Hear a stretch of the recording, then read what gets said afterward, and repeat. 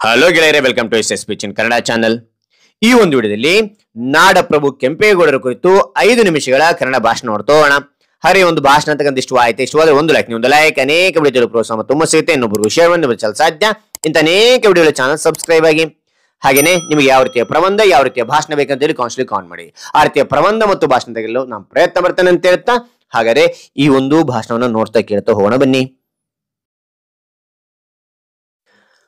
ಗೌರವಾನ್ವಿತ ಗಣ್ಯಮಾನ್ಯರೇ, ಪ್ರಾಂಶುಪಾಲರೇ, ಶಿಕ್ಷಕರೇ, ಪೋಷಕರೇ ಹಾಗೂ ಈ ಸಭೆಯಲ್ಲಿರುವ ಎಲ್ಲರಿಗೂ ಹೃದಯಪೂರ್ವಕ ನಮಸ್ಕಾರಗಳು. ಇಂದು ನಾನು ಕರ್ನಾಟಕದ ಇತಿಹಾಸದ ಹೆಮ್ಮೆಯ ಸಂಕೇತ, ಬೆಂಗಳೂರಿನ ರೂಪಕರ್ತ ನಾಡಪ್ರಭು ಕೆಂಪೇಗೌಡರ ಸೇವೆ, ದೃಷ್ಟಿ ಮತ್ತು ತ್ಯಾಗಗಳ ಕುರಿತು ಮಾತನಾಡಲಿದ್ದೇನೆ. ಕೆಂಪೇಗೌಡರು ಕೇವಲ ಒಬ್ಬ ಆಡಳಿತಗಾರರಾಗಿರದೆ ಜನ ಕಲ್ಯಾಣಕ್ಕಾಗಿ ತಮ್ಮ ಜೀವವನ್ನೇ ಮುಡಿಪಾಗಿಟ್ಟ ದಾರ್ಶನಿಕ ನಾಯಕರಾಗಿದ್ದರು. ಕೆಂಪೇಗೌಡರು 1537ರಲ್ಲಿ ಬೆಂಗಳೂರನ್ನು ಸ್ಥಾಪಿಸಿದರು. ಇದು ಅವರ ಅತ್ಯಂತ ಶ್ರೇಷ್ಠ ಸೇವೆಯಾಗಿದೆ. ಈ ನಗರವನ್ನು ಒಂದು ಯೋಜಿತ ವಾಣಿಜ್ಯ ಕೇಂದ್ರವಾಗಿ ರೂಪಿಸಿದರು. ಜೊತೆಗೆ ರಕ್ಷಣೆಗಾಗಿ 4 ಕೋಟೆ ಗೋಪುರಗಳನ್ನು ನಿರ್ಮಿಸಿದರು. ಕೆಂಪಾಂಬುದಿ ಕೆರೆ, ಧರ್ಮಾಂಬುದಿ ಕೆರೆಯಂತಹ ಜಲಾಶಯಗಳನ್ನು ಕಟ್ಟಿಸಿ ಕೃಷಿ ಮತ್ತು ನಗರದ ನೀರಿನ ಅಗತ್ಯತೆಗಳಿಗೆ ಶಾಶ್ವತ ವ್ಯವಸ್ಥೆ ಮಾಡಿದರು. ಇವರ ಸೇವೆಯಿಂದ ಬೆಂಗಳೂರು ಕೇವಲ ಒಂದು ಗ್ರಾಮವಾಗಿರದೆ ವ್ಯಾಪಾರ, ಸಂಸ್ಕೃತಿ ಮತ್ತು ಧಾರ್ಮಿಕ ಸಾಮರಸ್ಯದ ಕೇಂದ್ರವಾಯಿತು. ಅವರು ಜಾತಿ ಧರ್ಮ ಭೇದವಿಲ್ಲದೆ ಎಲ್ಲರನ್ನೂ ಸಮಾನವಾಗಿ ಕಂಡರು. ದೇವಾಲಯಗಳು, ಮಸೀದಿಗಳು ಮತ್ತು ಇತರ ಧಾರ್ಮಿಕ ಸ್ಥಳಗಳಿಗೆ ರಕ್ಷಣೆ ನೀಡಿ ಸಾಮಾಜಿಕ ಐಕ್ಯತೆಯನ್ನು ಬಲಪಡಿಸಿದರು. ರೈತರಿಗೆ ರಕ್ಷಣೆ, ವ್ಯಾಪಾರಿಗಳಿಗೆ ಅವಕಾಶ ಮತ್ತು ಸಾಮಾನ್ಯ ಜನರಿಗೆ ನ್ಯಾಯ ಒದಗಿಸಿದರು. ಇವರ ಆಡಳಿತದಲ್ಲಿ ಪ್ರಜೆಗಳು ಸುರಕ್ಷಿತವಾಗಿ ಸಮೃದ್ಧಿಯಿಂದ ಬದುಕಿದರು. ಕೆಂಪೇಗೌಡರ ದೃಷ್ಟಿಯು ಆ ಕಾಲದ ಆಡಳಿತಗಾರರಿಗಿಂತಲೂ ದೂರಗಾಮಿಯಾಗಿತ್ತು.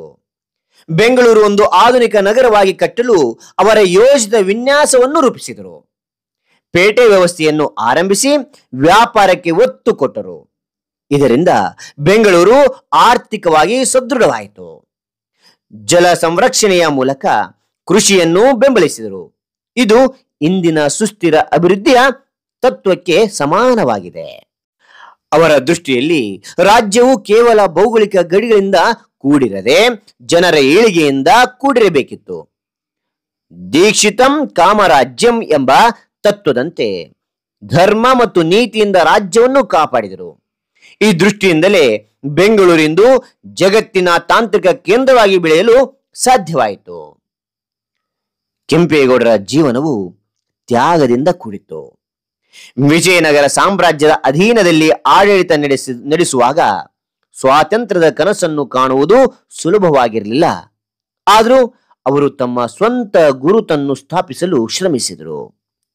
ರಾಜಕೀಯ ಒತ್ತಡಗಳು, ಆಕ್ರಮಣದ ಭೀತಿ ಮತ್ತು ಆರ್ಥಿಕ ಸವಾಲುಗಳ ನಡುವೆಯೂ ಅವರು ಜನರ ಕಲ್ಯಾಣಕ್ಕಾಗಿ ತಮ್ಮ ವೈಯಕ್ತಿಕ ಸುಖವನ್ನು ತ್ಯಜಿಸಿದರು. ಒಂದು ಸಂದರ್ಭದಲ್ಲಿ ತಮ್ಮ ಆಡಳಿತದ ವಿರುದ್ಧ ದಂಗೆ ಎದ್ದಾಗ ಅದನ್ನು ಮೆಟ್ಟಿ ನಿಂತರು ಕೆಂಪೇಗೌಡರು. ರಾಜ್ಯದ ಸ್ಥಿರತೆಗಾಗಿ ತ್ಯಾಗ ಮಾಡಿದರು. ಆದರೆ ಅವರ ಧೈರ್ಯ ಮತ್ತು ನಾಯಕತ್ವದಿಂದ ಮತ್ತೆ ತಮ್ಮ ಆಡಳಿತವನ್ನು ಸ್ಥಾಪಿಸಿದರು. ಇಂಥ ತ್ಯಾಗಗಳು ಅವರನ್ನು ಸಾಮಾನ್ಯ ಆಡಳಿತಗಾರನಿಂದ ಮೇಲೆತ್ತಿ ಜನರ ಹೃದಯದಲ್ಲಿ ಶಾಶ್ವತ ಸ್ಥಾನ ಗಳಿಸುವಂತೆ ಮಾಡಿದವು. ನಾಡಪ್ರಭು ಕೆಂಪೇಗೌಡರ ಸೇವೆ, ದೃಷ್ಟಿ ಮತ್ತು ತ್ಯಾಗಗಳು ಇಂದಿಗೂ ನಮಗೆ ಸ್ಫೂರ್ತಿಯಾಗಿವೆ.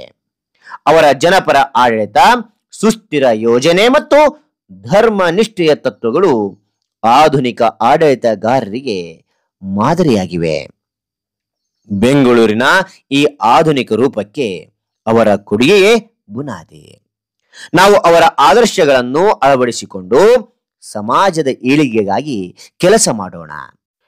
ಕೊನೆಯದಾಗಿ ಹೇಳುವುದಾದರೆ, ನಾವೆಲ್ಲರೂ ಜನ ಕಲ್ಯಾಣ ಸಮಾಜವನ್ನು ಕಟ್ಟೋಣ ಎಂದು ತಿಳಿಸುತ್ತಾ ನನ್ನ ಭಾಷಣವನ್ನು ಕೆಂಪೇಗೌಡರ ಪಾದಕ್ಕೆ ಅರ್ಪಿಸುತ್ತೇನೆ. ಜೈ ಬೆಂಗಳೂರು, ಜೈ ಕನ್ನಡ ತಾಯಿ, ಕೆಂಪೇಗೌಡರಿಗೆ ಜಯವಾಗಲಿ. ಜಯವಾಗಲಿ. ನಮಸ್ಕಾರ. ಹಾಗಾದ್ರೆ ಈ ಒಂದು ಭಾಷಣ ಅಂತಕ್ಕಂಥ ಇಷ್ಟವಾದ್ರೆ ಒಂದು ಲೈಕ್, ಅನೇಕ ವಿಡಿಯೋ ಪ್ರೋತ್ಸಾಹ ತುಂಬಾ ಸಿಗುತ್ತೆ. ಇನ್ನೊಬ್ಬರಿಗೂ ಶೇರ್ ಮಾಡಿ ಸಾಧ್ಯ. ಇಂಥ ಅನೇಕ ವಿಡಿಯೋ ಚಾನಲ್ ಸಬ್ಸ್ಕ್ರೈಬ್ ಆಗಿ. ಮತ್ತೊಂದು ಹೊಸ ವಿಷಯದೊಂದಿಗೆ ಮತ್ತೊಂದು ಹೊಸ ವಿಡಿಯೋದಿಂದ ಭೇಟಿ ಆಗ್ತೇನೆ. Thank you for watching. Bye.